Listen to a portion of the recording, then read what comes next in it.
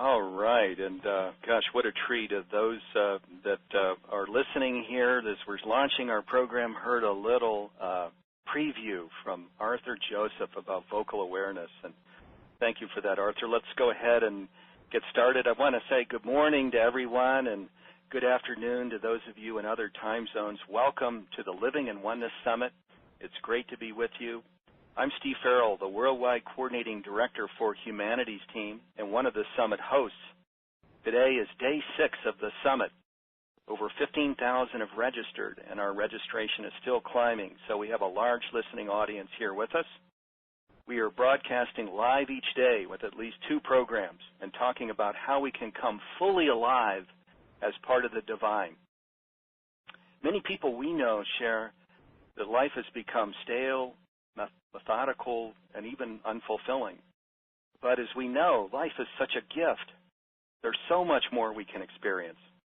This is what the Living in Oneness Summit is about, opening the door to the divine so we may receive our gifts and live the life we were intended to live.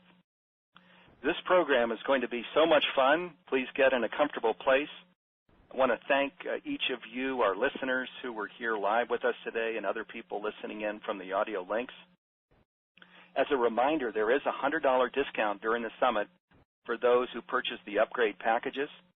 Of course, the upgrade packages allow you to again and again come back to the wisdom that is being shared and also to share it with friends and family.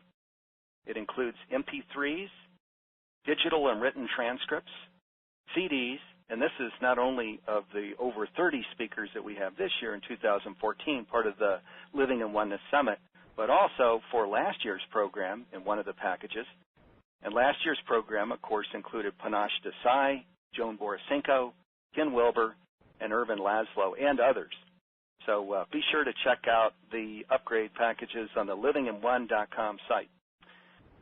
We have an exciting guest in store for you this hour. He is a real pro, and he's also a friend. I'd like to introduce him now. Arthur Samuel Joseph is the founder and creator of Vocal Awareness.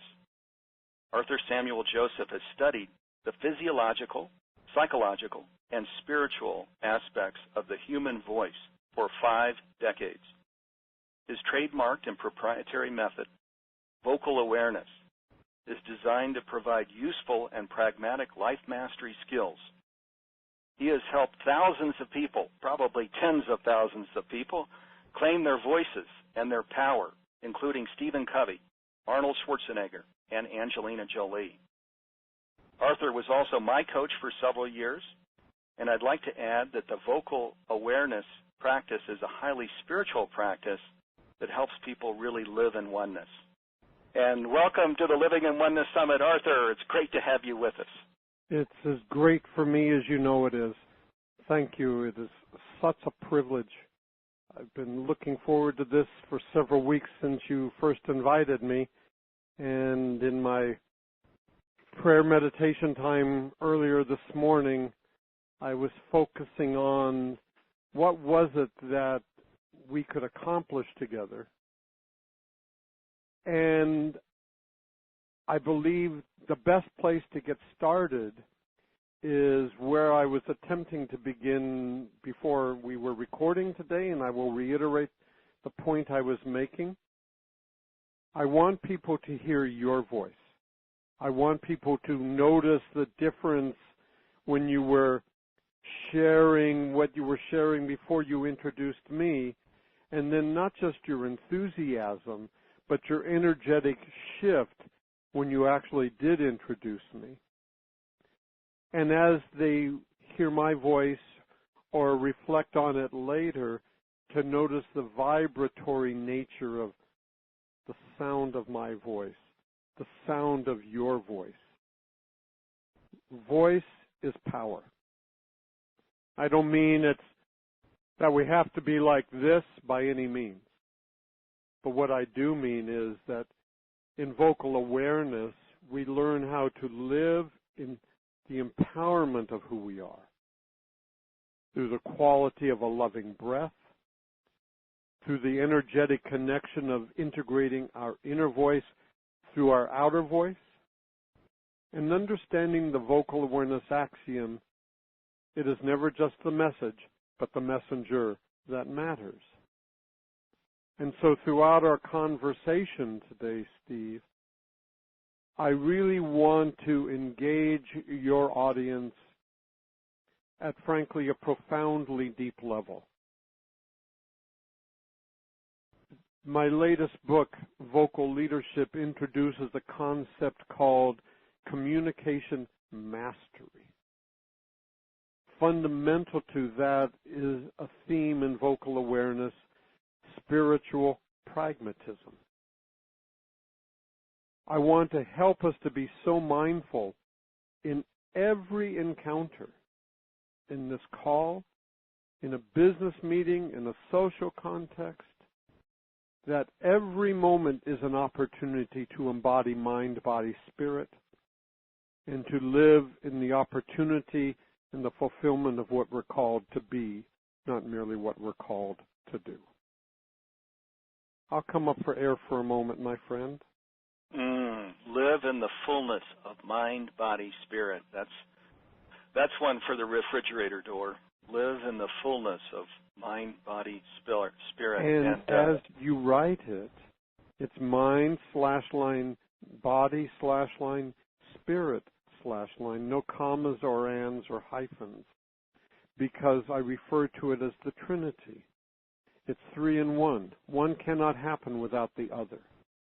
So I see this integratively as just visually important. In this work, Steve, and we're listening to words, we're listening to the meanings of as much as we can, and the root of the word integration, the root of the word integrity have the same root source. They mean wholeness. So I hope that we have an opportunity today also to engage your listeners in a practicum. I would love to take them into some of the rituals of vocal awareness and let them experience some of the technique for themselves so they can apply it at any point in time. And we will absolutely do that. I promise that as we step through this interview together, we'll come into these experiential exercises that are so powerful. Arthur, I thought a good place to start, just to bring home, again, we've mentioned some pretty big people in this world who you've coached. And, of course, you're coming off of last week where you have been coaching the commissioner of the National Football League. We just finished the NFL draft. And the commissioner of the National Football League is the person who forwarded that book that you just talked about, Vocal Leadership. You've been helping him to really be in his full power that's spiritually based, even in this past week, correct? Absolutely. As you just said, the draft was last Thursday, and about 1 o'clock, I'm in California, the commissioner is in New York. About 1 o'clock, my cell phone rings, and it was the commissioner, and his assistant had sent me a one-page opening, literally 1 minute. When I came back home, I had the script, and we spent 20 minutes in vocal awareness preparing for 1 minute, because the commissioner always strives to embody, not just to be his best. And one of the things that I've discovered in the several years I've worked with him is, of course, it began with the commissioner, but now it are all the senior leaders of his organization, all the executive vice presidents. When there is an annual owners meeting, as there was a few weeks ago in Orlando, Florida, not only working with his team, but all of the presenters, whether they be from a club or an executive from one of the networks, etc. We all spent several hours leading up to the Monday morning meeting in vocal awareness preparation. And so as Roger has raised the bar for himself, he has raised the bar for everyone else. And that is an impeccable example to me of leadership excellence. And, yes, it is. And one of the axioms that applies to that from the vocal awareness model is it's never just what we say, but how we say it. And we never know who's listening. So when, as leaders, this enables us when we're in vocal awareness to lead by example. And that's what Roger is doing. And of course, Arthur's talking about Roger Goodell, who's the commissioner of the National Football League. In the last paragraph of this foreword that he writes for Arthur's book, he says this. He says, "For anyone aspiring to improve as a leader, no matter your line of work, I highly recommend taking the time to learn more about Arthur Joseph's vocal awareness method for true leadership. Don't underestimate the importance of your voice and its enormous potential for making a positive difference in your personal life, your business life, and the organization you represent." What a statement. Yes, and it's just obviously so moving to contribute at that level. And of course, the commissioner is just one example of the numerous leaders that I've had the privilege to work with over the years. But beyond that, you mentioned a celebrity, and of course, being that this is my 50th year of vocal awareness, I've worked with a great number of folks. And I myself began life, as you know, as an artist. I have a master's in voice, and singing informs everything I do. I'm a classically trained singer. And I mention this because I really strive to work at a level of awareness and excellence that one would work at if one were truly on that concert stage where sort of doesn't get it done. And also over the years, I've had the privilege of working with innumerable superstar athletes who know what it's like to drive themselves as athletes to that level of excellence. Part of my responsibility is to support them in the transition outside of their sport to learning how to embody that level of excellence in life, not just when they are playing at a level of mastery, but how do they live at a level of mastery. And that's what is one of the more compelling conversations I wanted to have with you today about what you bring through Humanities Team, is you're really giving people insight, not just how to, but what it does, to what it requires for us to live moment to moment at this level of what I call conscious awareness, where whatever it is we call it, God, the divine, spirit, source, whatever we call this entity that moves through all of us, how do we live in that state everywhere at every time, not only in a prayerful moment, a meditative moment, but in this conversation right now. Absolutely. And this whole aspect that you're bringing through here, Arthur, of really doing the work, that excellence doesn't happen all by itself, that these leaders that you work with in sports, in entertainment, etc., that this is a key feature. And, of course, they understand that, where they're at the top of sports and at the top of entertainment. That doesn't happen by accident. And you, of course, emphasize that in your practice, that it requires practice, practice, practice, and this is what creates excellence. This might be a great time to just go into some of these experiential exercises for being in vocal awareness. Arthur, does that feel good? Absolutely. And so let me begin by asking our audience to sit up nice and tall.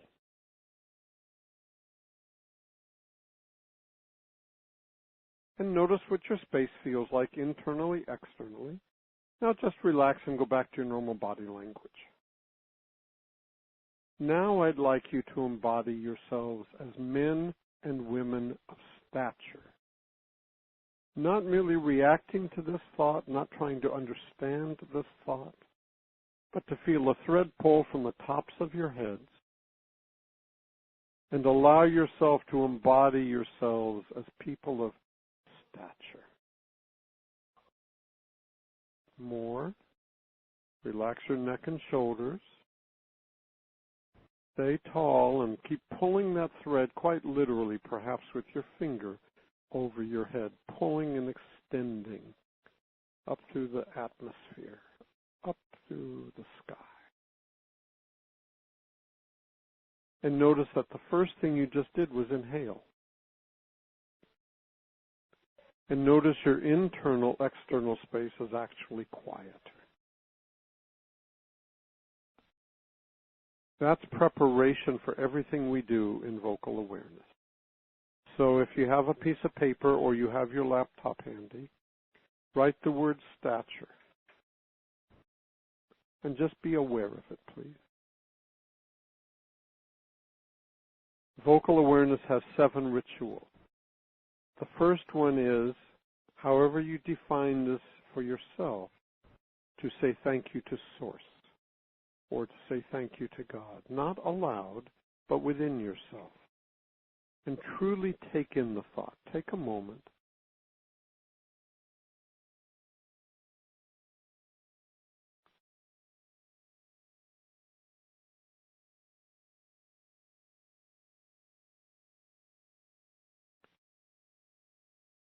And now notice that the first thing the body did once again was inhale. And once again your internal, external space is quiet. I'm going to skip the second ritual for this moment. But one of the reasons I keep pointing out the breath is that you didn't take a breath. The body instinctively inhaled. Notice what's happening as I speak to you in this tone of voice. And perhaps jot down a couple of your thoughts. But most importantly, I want you to notice as I asked you to be in stature, to thank Source, the first thing the body did was inhale. The root of the word spirit, spiritus, means to breathe. Breath helps us shift from unconscious to conscious. And not just in vocal awareness, in consciousness, but in what I call conscious awareness. Awareness of our consciousness.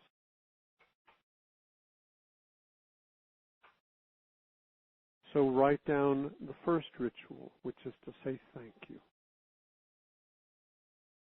And then before that next call, before your next meeting, at dinner table with family, on a date, whenever you want to feel the empowerment of who you are, use these first 2 principles as triggers to shift your behavior from unconscious to conscious. Because one of the principles in vocal awareness is the recognition that we are not our behaviors. We will behave in certain ways. That's what we do. But because I'm teaching empowerment through voice, I'm teaching communication mastery, I want us to understand how important it is to recognize that every single thing in life revolves around 2 things: to choose to do something or to choose not to do it. And frankly, in that context, we are not our behaviors. That's how we behave. But that's not simply who we are.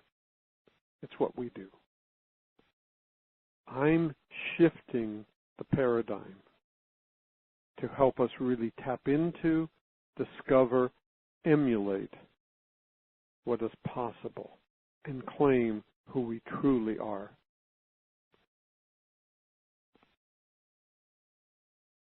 Another exercise is called our persona statement. I'm not going to do it with you now. I'm going to ask you to write it down and do it after the call. The root of the word persona means through the sound. One's identity is largely conveyed through the sound of a voice. It's a 4-part exercise, but I'll just give you 2 parts for right now. You answer the question, how do I believe I am presently perceived?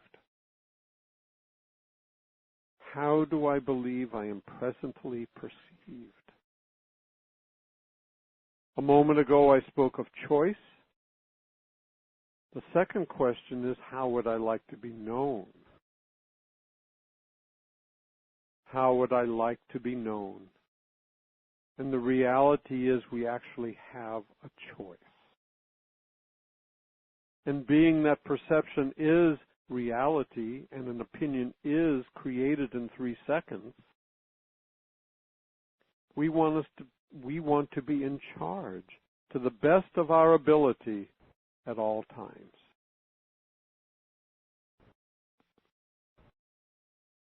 This becomes the template for how you live the rest of your life in vocal awareness. Is that good for this moment, Steve? Yeah, that's stunning. I've been making notes here as we've been going, Arthur. So much wisdom that we've already covered, not only in the experiential, where we started with stature and then saying thank you to God, and but then bringing in these aspects of who do I believe I am presently? How do I believe I am presently perceived? Then how would I like to be known? Bringing in the aspect, of course, that we have a choice. And of course, this whole exercise that you're bringing in here, Arthur, is about really setting ourselves up for the fullness of our destiny here on Earth, right? Becoming into our full power, our full leadership, and all of it based in God, in divinity itself.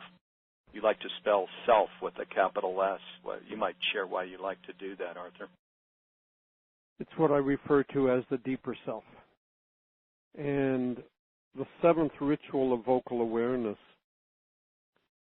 I'd like people to write it down, is be myself. And I'm sure that most of you have just written 2 words, be myself. But in vocal awareness, we actually write 3 words. Be myself, and self is spelled with a capital S. For me, it is about claiming. Again, vocal awareness teaches empowerment through voice.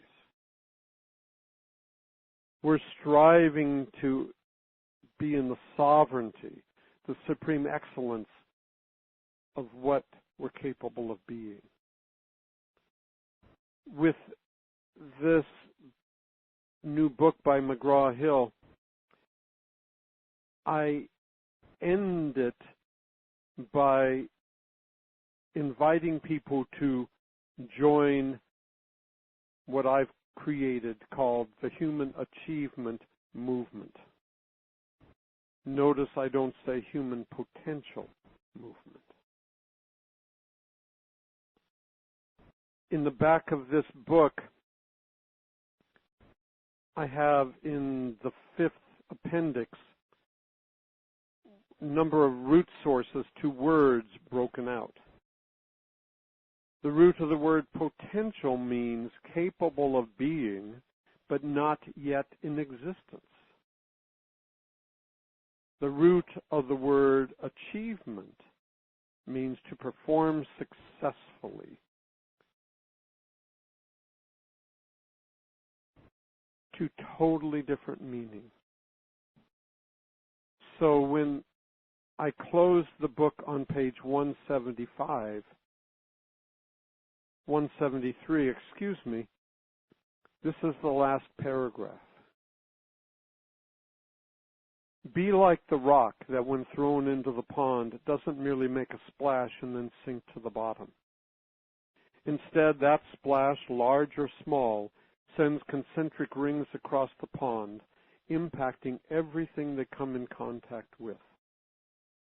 Through this work, with a capital W, just as the rings energetically extend across the surface of the pond, you too have the opportunity to make an impact.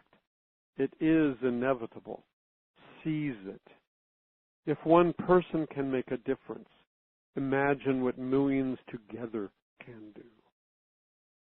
Imagine if we were all inducted into our own personal human achievement movements and understood the impact and the truth. This is all vibration. This is simply energy. And the more we align and refine our own intrinsic vibration, align our own intrinsic energy through mind, body, spirit, conscious awareness, look what would happen with that energy across the surface of the ponds that we are all living in. And we continue to expand and expand so that we are all connected. Years ago, I told Steve I had the privilege of meeting with one of the world's most extraordinary thought leaders, teachers, who actually is a neighbor of Steve's in Colorado. His name is Rabbi Zalman Schachter. And when I first met him, he was in his mid-80s. And I was lecturing in Colorado, in Boulder. And I had reached out to him to see if he had time to meet with me. And he called me back and said no. He was too busy, but good luck. And when I walked out for my first evening lecture, his wife was in the front row. That weekend, I was at his home for dinner. One of the more extraordinary experiences of my life. But prior to dinner, he took me into his office to study me.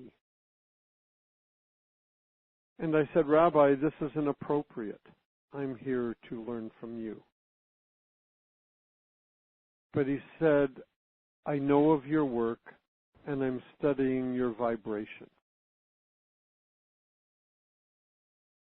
Spent about 45 minutes to an hour prior to dinner with just the two of us in that space with him doing that very thing. He said, evil is so entrenched in the universe it can't be confronted head on, but only in the vibratory plane. It was a transformational moment and understanding for me. A number of years earlier, I was training a physician whom I had met while teaching at University of Southern California. And he had created a field of study called attitudinal immunology. He was Vietnamese, and prior to the war, he was the Surgeon General of Vietnam. And when we first began to study, I introduced him to my second ritual, which I'm only going to mention in passing and not teach today, called Love and Let Go. And I asked him to love and let go. And he proceeded to go into a 40-minute meditation. No one else has ever done that with me before. But that was how he interpreted it.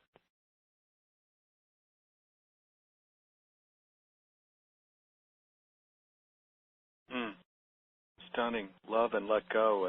And of course, your practice, I know the steps of Arthur's practice. He's kind of giving us bringing in little appetizers of this aspect and that, and it is so built around breath and love and connection with God, with our divine source. Arthur, one of the things you like to share is you say, transform yourself and transform the world. You bring in this whole aspect of the collective, that through our work, that one person can have that impact, can transform the world. Gandhi, of course, is an example of that. You were with the Dalai Lama when he spoke in Southern California. In many, many cases, one person has had that impact.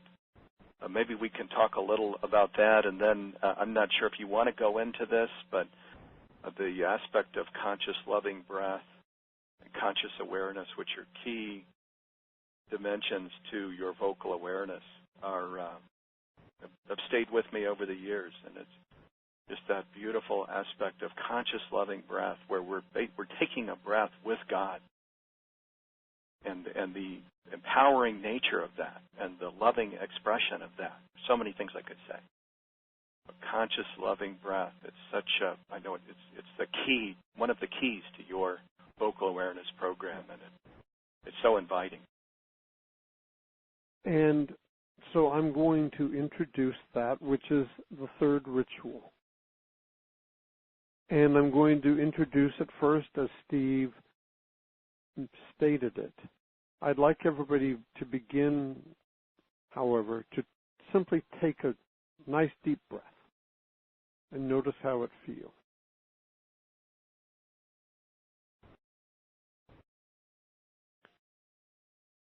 Exhale. Now take a conscious, loving breath.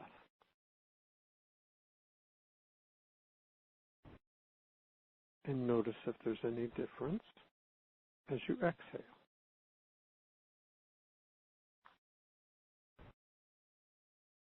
Now experience it as I teach it in vocal awareness. Again, this is communication mastery. And to achieve any level of mastery in any discipline always requires integration of mind, body, spirit, and also requires mastering the subtlety of form. It's not the grosser, more obvious aspects of that learning. It is the more subtle ones. Here, for example, this time I do not want you to take a conscious loving breath. Rather, I'd like you to experience, allow a conscious loving breath. Allow it slowly, deeper, deeper. Allow it. And exhale. Vocal awareness is a paradigm shift. This is one example as to why. Imagine living in the state of that breath every moment of your waking life. From a PowerPoint presentation to exercise to engaging one-on-one, or in this call where Steve and I are engaging telephonically to hundreds, if not thousands, around the globe. My work today, I'm just looking at my calendar. It's fascinating to me because Steve mentioned a couple of my clients, but this morning I had an executive from ESPN at 7:30 on Skype. Following this call, I have an executive in Germany who is a senior leader of a global corporation. Then I have in studio a great football champion. Then later this afternoon, a conference call with an entrepreneur. And the one thing these and so many of my other students have in common is it's all vocal awareness. And so it doesn't matter what we do, where we live, what our vision for ourselves is, vocal awareness is the glue. It sticks everything we do, it sticks who we are together. And the connector is the conscious, loving breath.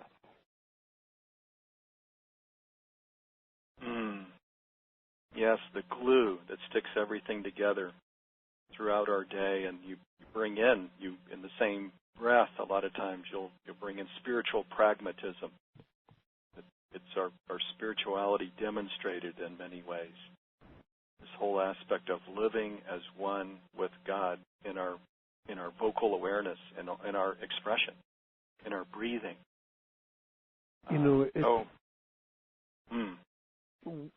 One of my education chair, Elizabeth Harmitz, have created what I believe to be a wonderful offering for today's call. And this book that I've just written is my 5th book. And then I have my VIP club, Voices Power, and I'm mentioning this only from the perspective of people I know are getting so much out of this call today. And they get so much out of their interface as I, every morning, receive my humanities team spiritual thought for the day. But vocal awareness is a being work. But to be, we have to do. So we have created all of this extraordinarily supportive content to help us sustain, discover, and enhance beyond the brief time you and I have together today. Because I know that people are taking meaningful time out of their daily lives to be with us today and to be with all your other extraordinary thought leaders, because it matters. We're here to make a difference. One of my favorite thoughts comes from the early 20th century psychologist William James, who said the great use of a life is to spend it for something that outlasts it. We're here to make a difference. You've been called. And as I say to people, we can't simply, when we know we've been called, hang up and say, sorry, wrong number. What you've done to shift your life is extraordinary. And and the time that you and I are taking today, we do because it matters to us, because we've been called and we're here to make a difference. Part of the difference I strive to make is to show us all how we can achieve the fulfillment that it can be our destiny. Thus, all of this material that, should anyone be interested in looking at my website or talking with you about it or whatever it might be, is really created in a very personal way to help us in the privacy of our space to claim our individual greatness. So I'm really privileged to be on this call with you today, my friend. And thank you for letting me teach, and because you truly are. Oh, well, back at you, Arthur, and you, of course, have devoted your life to what you just shared, really coming into the fullness of our gifts, empowering ourselves, standing in oneness with God. We're going to come back to that, by the way. I want to share in a moment how I came to meet Arthur. It's so profound. Before I get to that, though, Arthur mentioned these special offers that he created for the Living in Oneness Summit, and I want to tell you how you can find these on the Living in Oneness Summit site. There are some really generous gifts, 2 of them, that he's offering to people who are part of the Living in Oneness Summit. If you go to livinginone.com, which is the site for the summit, and then go down to the bottom of the page. The third one over is Program and Replay page. Go ahead and click on that, the third one over, and then you'll see on the right side of the page the speakers and the dates. So you'll want to then go to May 12, Arthur Joseph, and click on that. That'll take you to the event page. And by the way, on the event page, you can share your inspirations, comments, questions, anything that you might want to share with us. As well, in the top right section of Arthur Joseph's page, you'll see the special offer button.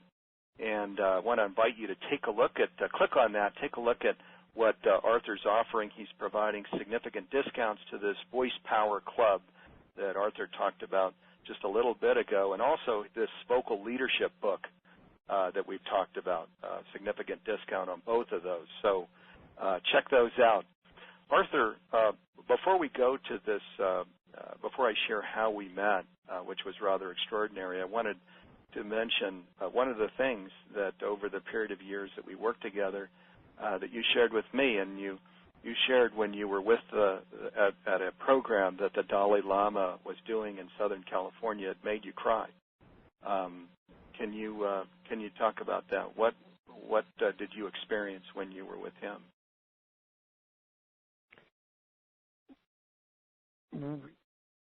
Being with the Dalai Lama, 30 seconds into his presentation, I began to sob.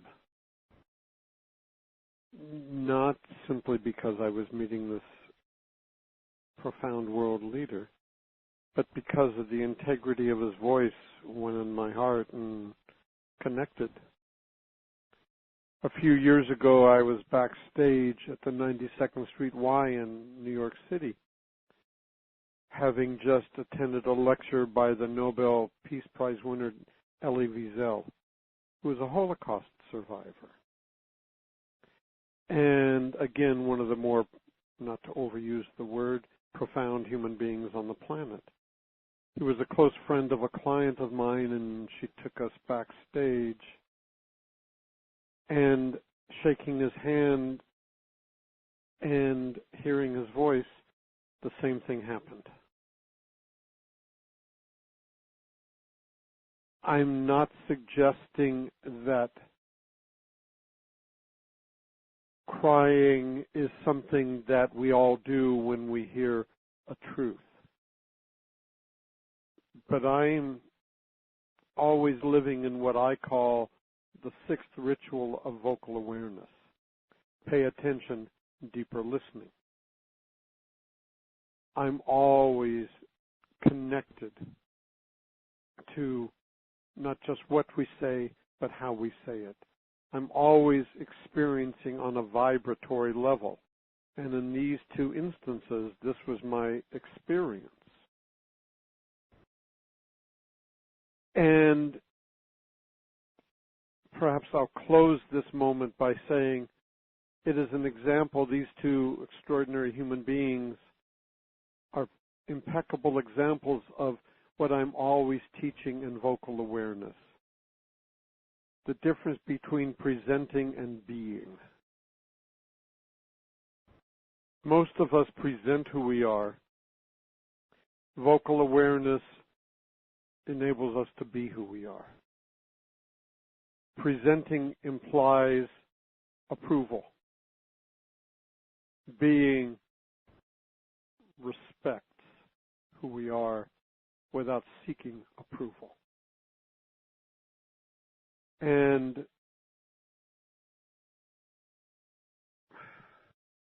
I said at the top of my call with Steve, and it perhaps dovetails back with what he was about to say regarding how we first met. When you speak with Steve, when you listen to Steve, the same person shows up everywhere. And in the number of years I've known you, Steve, the integrity of that message is clear. Because you are always the same person. Whether you're a business leader, a spiritual leader, you're always just Steve Farrell, tapping into being the best you can possibly be at a consciously attuned level. Well, thank you, Arthur. Boy, coming from you, I really appreciate that, and of course, I feel the same about you. So we're a mutual admiration society. Thank you for being my coach for so many years, because there's so much wisdom that you share, and just this last step in the vocal awareness process, this pay attention, deeper listening. And just as we do that, we can be right in this moment, pay attention, deeper listening. For me, it's beautiful. It describes the process of where we're not in our head, we're in our heart, and we're hearing with God all of the things in the world, especially what is important. And things that aren't important, we hear and we just release them. But pay attention, deeper listening, brings us down into that place of that God space where we're hearing what is really important, so we can underscore that, highlight it, and bookmark it, and save it. Let's go to this experience where that happened years ago. I think it was in 2005, if I remember correctly.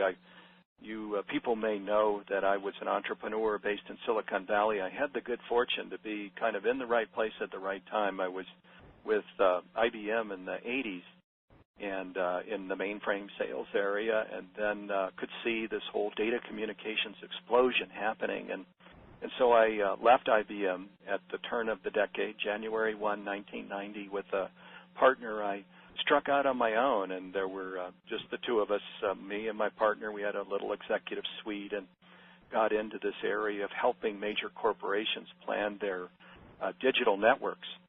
And that whole business segment was exploding at this time because people were buying personal computers and businesses were trying to link them and create network designs that had high performance and were secure, et cetera. And just based on the experience I had in the 80s and that my partner had in the 80s, we knew a little more maybe than these companies knew, and knowledge was quite valuable then in the 90s. So we were brought in and asked to help create these huge networks for companies like the Gap and CSAA, California's AAA auto insurance, and Apple Computer, and many, many large organizations based on the West Coast. We worked with them to implement their data networks, and that was my chapter in the 1990s.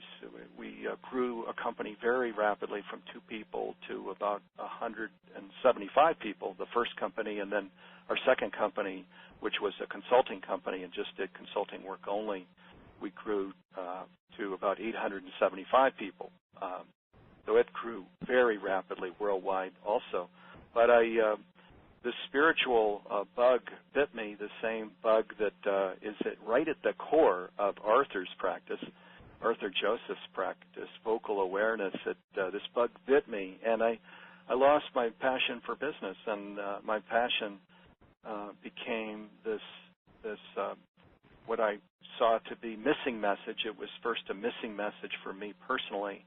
It was a very personal endeavor of divinity and life, God and life, that there's one presence, and we're all a part of this one body or one ocean that we could call God or the divine. And so it was a very personal message that I embraced. And then I could see, oh my God, this is actually a missing message for more than me. This is the missing message for the world, that if we go within and connect with this deep, loving presence, God, divinity itself, that we become transformed, and we transform the world around us. It's exactly what Arthur shares his vocal awareness practice is: transform yourself, transform the world.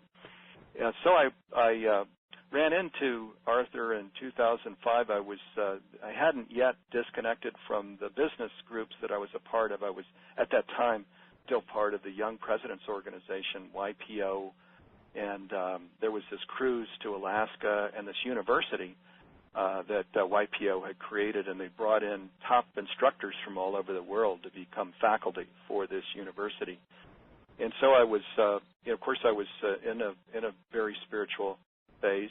2005. This was long after I'd accepted this invitation to really go out and do what I call God's work, which is the work of humanities team. And I opened the door to this classroom that Arthur was teaching, and as I opened the door, Arthur was on stage, and there were these CEOs and presidents of many companies there in the audience, and Arthur was asking the question. He said, "Does anybody mind if I use the word God?" And so I realized, well, this is clearly a classroom I'm supposed to be in. So I came in and seated myself. But the reason I wanted to share that is I think, as we know, in small and large corporations, bringing in spiritual dimensions, talking about God, is not exactly a popular thing. Arthur, you've built your practice around this spirituality, around talking about God, etc., even though it could drive away customers. Why do you do that? I do it because it's the truth. And one of the reasons I use the concept of source, even if when we're an atheist or an agnostic, there's still a moment outside of our corporeal selves where we can acknowledge, we can surrender. The root of the word surrender, fundamental to this work, means to yield or to give back. It means to be in service. And this is at the basis of this new paradigm I call spiritual pragmatism. It is not separate from, but a part of our daily lives. And frankly, as we know, most of us, statistically speaking, spend more time at work than doing anything else in life, including sleeping. And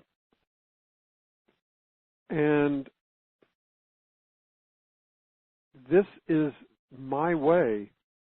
It's not the way. It is a critical way that I've frankly been blessed to teach. It is fundamental to everything we do. And so if you began our conversation a bit ago by speaking about the commissioner of the National Football League, and this conversation was part of our first lesson, of course. And I'm not suggesting that one has to have a particular belief system, a particular spiritual philosophy. This is pragmatic. This helps us become better leaders, better communicators, higher functioning individuals. I train innumerable athletes, great numbers of world champions who are literally, in many cases, the best who have ever been in their sport. And something I say to all of them is, you brought the gift, or you bring the gift to your sport, but someone has taught you every single thing you do. Where else in life do we have that same opportunity? It doesn't exist. So vocal awareness becomes that learning tool that teaches us how to live in mastery through the metaphor of voice, how to live in the empowerment of who we are, how to claim the identity as to how we want to be known. And our world right now is in a very challenging, it's truly a challenging time. We all know this. And my vision is to change the world through voice. Capital V voice, what I call the inner voice, connecting energetically, the creation of the human achievement movement. Everything in this work is designed to embrace, embody, engage at this level to help shift the energy of every conversation, of professional interactions, personal ones. I've been in a spiritual practice, as you know, Steve, now for 48 years. That begins quite early in the morning, generally around 3 a.m., with prayer and meditation, and I never miss a day, of course. And I remember years ago, when I was perhaps 20 years old, first being inducted into, at that time, transcendental meditation. And hearing the Maharishi Mahesh Yogi say he wanted to have 1 billion meditators on the planet to shift the vibration of the planet. Let me come in, Arthur. I apologize for coming in. I should have shared earlier. We have a hard stop because everything's being recorded. Yes, I know that. So all those listening in, thousands that will listen in, it's going to actually stop right at 10:30. So let me go into the wrap-up so they're not shut out in the dark. You, I want to. There's a comment that came in. Somebody's in a Coast Guard situation where a life is being saved. He says on the North Jetty, and as this is happening, he says, your voices just talked me through. And oh my gosh, my heart is so excited from staying in oneness, breathing in the exercises that you're sharing here based in voice, vocal awareness. So that's from Lonnie in Gold Beach. So Arthur, I'm going to wait, come into thank yous here in a moment. I want to just first share invite people to go to the livinginone.com site and go over to Arthur Joseph's page. It's on May 12, Arthur Joseph. You'll see those special offers for his Vocal Power Club and Vocal Leadership book. Be sure to check that out. Also, we've just gotten a ton of feedback here, including from our leadership team, sharing how much wisdom is being shared. And so I want to thank all of you listeners for being here, prioritizing this time. And if you agree, as we do, that there's so much wisdom in this and these other 30 sessions or so that we're doing during the summit, I invite you to go to that upgrade page on the Living in Oneness site. It's livinginone.com. And, of course, the upgrades include these MP3s, transcripts, CDs for all of the 30-plus speakers this year and all of the speakers from last year as well, including Panache Desai, Joan Borisenko, Ken Wilber, and Urban Laszlo. There's a $100 discount just during the summit that ends May 18th, so you might want to go check that out.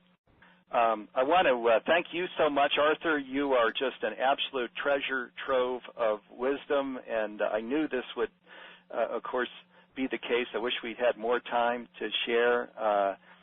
This is why people want to, as a minimum, go check out one of your books. Because and I also, so before we go too, I'm sorry for interrupting, if anybody wants to write me directly at vocalawareness.com, I will be glad to personally answer emails.